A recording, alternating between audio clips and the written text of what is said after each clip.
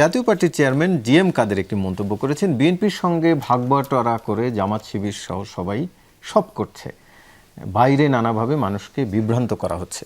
ব্যক্তির চেয়ে তার মন্তব্যটিকে আপনি কিভাবে দেখেন, সেটিকে একটু আপনার মন্তব্য জানতে চাই। রাজনীতিতে বিরোধিতাও থাকে, সমঝোতাও থাকে, মানুষেরা দেখতে অভ্যস্ত। কিন্তু আমাদের দেখতে হবে যে রাজনৈতিক দলগুলোর বক্তব্য এবং তাদের কাজের মধ্যে ফারাক কতখানি আছে আর মিল কতখানি আছে।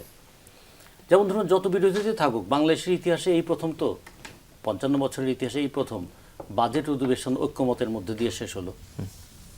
ফলে এটাকে কি বলবো আমরা, এই বাজেটটা কি সব কিছু ঠিক আছে? যা প্রত্যাশা ছিল এবং যা করা হচ্ছে, বিরোধী দল তো বিরোধিতা হয়েছে, চরম বিরোধিতা করেছে, বিরোধিতা হয়েছে, কিন্তু শেষ পর্যন্ত কি দাঁড়ালো? শেষ পর্যন্ত সরকার তো বাজেট পাস করেই ফেলে আসলে। যেটা করে ফেললেও তখন আমাদের একটা স্ট্যান্ড থাকবে না যে আমরা এটা চেয়েছিলাম, পাইনি, বাস। নোট অফ ডিসেন্ট আছে, ওয়াকআউটের বিধান আছে, অনেক কিছু আছে। যাক, এটা আমাদের ইতিহাসের নতুন একটা কথা লেখা থাকলো। যেমন জাতীয় পার্টি কিভাবে সরকারি দলের বিরোধী শাখা হতে পারে, সেটা রাষ্ট্রবিজ্ঞানে একটা নতুন ধারা তারা সূচনা করেছিলেন। তো ফলে এরকম হতে পারে, হোক, মানুষ দেখুক, মানুষ চিন্তা করুক, এটা একটা দিক। কিন্তু আমি প্রথম যে বিষয়টা নিয়ে আপনি আলোচনা শুরু করেছিলেন, এই যে চাঁদাবাজি, এই যে দখলদারিত্ব, এটা কখনো কখনো আমরা হাট, বাজার, এমনকি টয়লেট পর্যন্ত দখল করতে দেখেছি। আবার এখন একটু উচ্চ স্তরের ডিজিটাল হয়েছে তো দেশটা, ফলে একটু উচ্চতরের চাঁদাবাজিটাও হচ্ছে, দখলদারিত্ব হচ্ছে, সেটা হচ্ছে ইন্টারনেট। ওটা তো আছে, ওটা তো অব্যাহতভাবে চলছেই। এখন ইন্টারনেট এবং ডিশ এগুলোতেও আছে। একটা ছোট্ট হিসাব করেন তো, এই যে সেদিন আমরা দেখলাম একদম পরিষ্কার টিভিতে যে ১০-১২ জনের একটা দল গিয়ে ভাঙচুর করলো এবং বলে আসলো, শাসিয়ে আসলো, এবং যার নেতৃত্বে করা হলো তার টেলিফোন কলটাও সবাই শুনলো, সে তার নাম সহ এটা কাজ করলো। ১০ জনের একটা গ্রুপ যদি কেউ মেনটেন করতে চায়, তার কত খরচ হয় মাসে? প্রতিদিন যদি হাত খরচ হিসাবে ২,০০০ টাকা দেয়, এখন তো আমাদের একটা দিন মজুর কিংবা একটা রিক্সা চালকও তো দিনে ৮০০, ৯০০, ১,০০০ টাকা রোজগার করে। ২,০০০ টাকা দিলে ১০ জনের একটা টিমকে দৈনিক ২০,০০০ টাকা, মাসে ৬ লাখ টাকা তার খরচ আছে। তাদের থাকা টাকার ব্যবস্থা করতে হবে না, পুলিশি হেফাজতে, পুলিশে থেকে রেহাই দিতে হবে না, তাদেরকে মামলা টামলাগুলো ফেস করতে হবে না।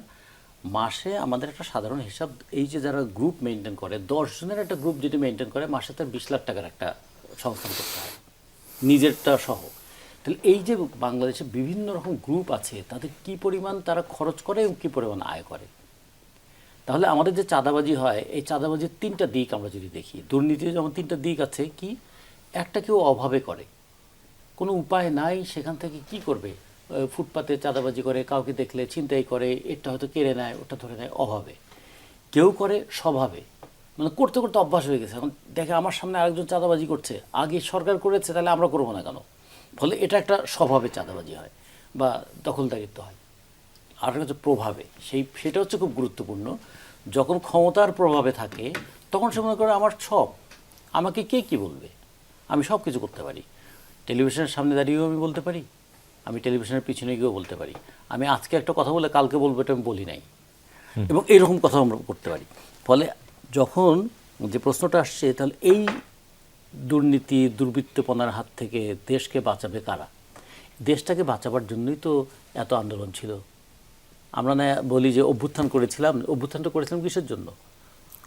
আমরা আওয়ামী লীগের যে ১৫ বছরের শাসন, তার বিরুদ্ধে অনেকগুলো বিষয় নিয়ে যেমন লড়াই ছিল, তার মধ্যে প্রধান বিষয় ছিল দুর্নীতিটা বন্ধ করতে হবে, দুঃশাসন বন্ধ করতে হবে, দেশ থেকে টাকা পাচার বন্ধ করতে হবে, সিন্ডিকেটের হাত থেকে জনগণকে রেহাই দিতে হবে, এবং একটা সুষ্ঠু অবাধ গ্রহণযোগ্য নির্বাচন করতে হবে। ১৪ সালের নির্বাচন, ১৮ সালের নির্বাচন এবং ২৪-এর নির্বাচন এটা বুঝিয়ে দিল যে নির্বাচনের মধ্য দিয়ে আওয়ামী লীগকে সরানো যাবে না। সে কারণে অভ্যুত্থানটা অনিবার্য হয়ে উঠেছিল। অভ্যুত্থানটা আগস্টের ৫ তারিখে হবে নাকি সেপ্টেম্বরের ৫ তারিখে হবে, এটা নিয়ে হয়তো অনেক টানাপোড়েন থাকতে পারে, কিন্তু অভ্যুত্থান ছাড়া আওয়ামী লীগকে ক্ষমতা থেকে কেউ সরাতে পারতো না। তো ফলে সেই অভ্যুত্থানে আমাদের মূল প্রবণতাটা কি ছিল? প্রবণতা ছিল একটা গণতান্ত্রিক রূপান্তরের দিকে দেশটাকে নিয়ে যাওয়া। আর কি কি ছিল? স্লোগানটা ছিল কি? স্লোগানটা ছিল যে একটা বৈষম্যের হাত থেকে মানুষকে মুক্ত করা।